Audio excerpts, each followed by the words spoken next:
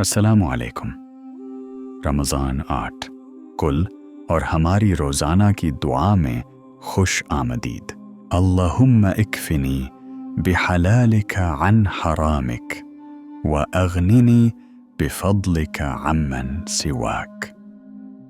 اے اللہ، میرے لیے حلال رزق کافی کر دے اور جو حرام ہے اس کو دور کر دے، اور مجھے اپنے فضل سے مالا مال کر دے تاکہ مجھے تیرے سوا کسی کا کبھی محتاج نہ بننا پڑے۔